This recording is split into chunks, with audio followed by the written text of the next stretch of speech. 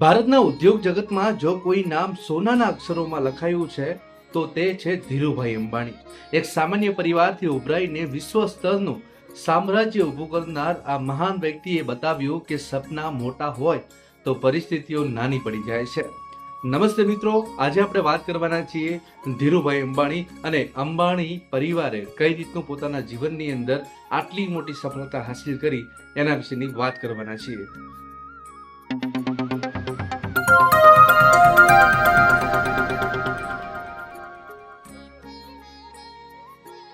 ધીરુભાઈનો જન્મ 28 ડિસેમ્બર 1932ના રોજ ગુજરાતના ચોરવાડ ગામમાં થયો હતો. તેમના પિતા શાળા શિક્ષક હતા અને પરિવાર સામાન્ય આવકવાળો હતો.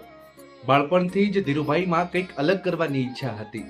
ઘણા લોકો સપનાઓ જુએ છે, પણ ધીરુભાઈ એક એવા વ્યક્તિ હતા કે જેમને સપનાને હકીકતમાં બદલવાનું નક્કી કર્યું. માત્ર 17 વર્ષની ઉંમરે તેઓ રોજગાર માટે એડન ગયા. ત્યાં તેમને એક કંપનીમાં નોકરી કરી.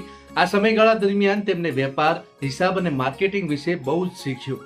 પણ ધ્યાન રાખજો, તેઓ માત્ર નોકરી કરવા માટે નહોતા ગયા, તેઓ શીખવા ગયા હતા. ગામડાના એક શાળામાં શિક્ષક અને તેમની પત્નીએ જન્મેલા 5 બાળકોમાં અંબાણી ત્રીજા હતા અને તેઓ એક સામાન્ય પરિવારમાં મોટા થયા હતા.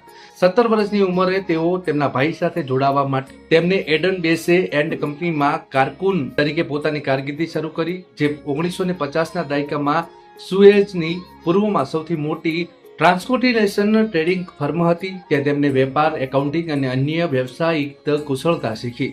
તેમને 1955માં કોકિલા પટેલ સાથે લગ્ન કર્યા, જેમને કોકિલાબેન અંબાણી તરીકે ઓળખવામાં આવે છે.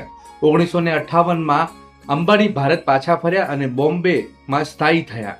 વ્યવસાય વિસ્તરણ અને વૈવિધ્યકરણ 1950ના દાયકામાં અંતમાં અંબાણીએ મસાલાનો વેપાર શરૂ કર્યો, જેને તેમને પોતાના નવજાત સાહસ તરીકે ઓળખાવ્યું. રિલાયન્સ કોમર્શિયલ કોર્પોરેશન તેમને ટૂંક સમયમાં અન્ય કોમોડિટીઝમાં પણ વિસ્તરણ કર્યું. ઉચ્ચ ગુણવત્તાવાળા ઉત્પાદનો ઓફર કરવાની અને તેમના સ્પર્ધકો કરતા ઓછો નફો સ્વીકારવાની વ્યૂહરચના અપનાવી. તેમનો વ્યવસાય ઝડપથી વધ્યો.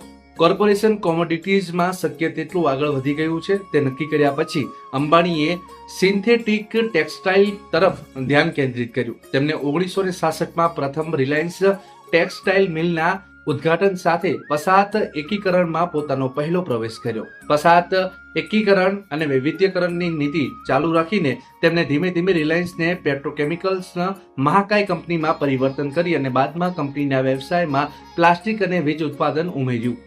અંબાણીનો વારસો અને ઝઘડો 1977માં રાષ્ટ્રીયકૃત બેંકોએ તેમને નાણાં આપવાનો ઇનકાર કર્યા પછી અંબાણીએ રિલાયન્સને જાહેરમાં રજૂ કર્યું. મંદ અર્થતંત્ર અને સરકારી નિયમો અને અમલદારશાહીને ખોરવી નાખવામાં તેમની ચપળતાને કારણે રાજકીય ચાલાકી, ભ્રષ્ટાચાર અને સ્પર્ધકો પર છાપા મારવાના આરોપો લાગ્યા. પરંતુ રિલાયન્સ અને રોકાણકારોનો વિશ્વાસ અટલ રહ્યો. કંપની દ્વારા ઓફર કરાયેલા સુંદર ડિવિડન્ડ તેમજ સ્થાપકના કરિશ્મા અને દ્રષ્ટિકોણને કારણે ભારતમાં સરેરાશ રોકાણકારને શેરબજારનો પરિચય કરવાનો શ્રેય અંબાણીને આપવામાં આવ્યો અને હજારો લોકો રિલાયન્સની વાર્ષિક સામાન્ય સભાઓમાં હાજરી આપતા હતા, જે ક્યારેક રમતગમતના સ્ટેડિયમમાં યોજાતી હતી અને ઘણા લોકો ટેલિવિઝન પર પણ જોતા હતા. અંબાણીએ કંપનીનું રોજિંદુ સંચાલન તેમના પુત્રોને સોંપ્યું. મુકેશ અંબાણી અને 1980ના દાયકામાં મધ્યમાં અનિલ અંબાણીએ કંપનીનું સંચાલન કર્યું હતું, પરંતુ 2002માં તેમના મૃત્યુના થોડા સમય પહેલા સુધી તેઓ કંપનીનું સંચાલન કરતા રહ્યા. ભાઈઓ વચ્ચે નિયંત્રણ અંગેના ઝઘડાને પગલે કોકિલાબેન અંબાણીએ બિનસ્પર્ધા એટલે કે કરાર કરવામાં આવ્યો અને રિલાયન્સની સંપત્તિનું વિભાજન કરવાનો નિર્ણય લીધો, જે હેઠળ મુકેશ અંબાણીએ રિલાયન્સ ઇન્ડસ્ટ્રીઝ લિમિટેડ તરીકે ગેસ, તેલ અને પેટ્રોકેમિકલ્સ એકમોનું નિયંત્રણ સંભાળ્યું. અનિલ અંબાણીએ ટેલિકોમ્યુનિકેશન, વીજ ઉત્પાદન અને નાણાકીય સેવાઓનું નિયંત્રણ મેળવ્યું અને રિલાયન્સ ધીરુભાઈ અંબાણીનું જૂથનું નેતૃત્વ કર્યું. ધીરુભાઈ અંબાણીની વાત તો આપણે સાંભળી લીધી, પરંતુ મુકેશ અંબાણી અને અનિલ અંબાણી કેટલા અમીર છે, બંને ભાઈઓ વચ્ચે શું ઝઘડો છે અને બંને ભાઈઓએ પોતાને જે મળ્યું હતું એનાથી કયા સ્ટેજ ઉપર છે, તમામ વાત આપણે કરવાના છીએ નેક્સ્ટ એપિસોડની અંદર. તો આપણી સાથે જોડાયેલા રહેજો. આ એપિસોડ તમને ગમ્યો હોય તો લાઈક કરજો, શેર કરજો અને સબસ્ક્રાઇબ કરજો. સાથે જ આવા એપિસોડ જોવા માટે અમારી ચેનલને ફોલો કરજો.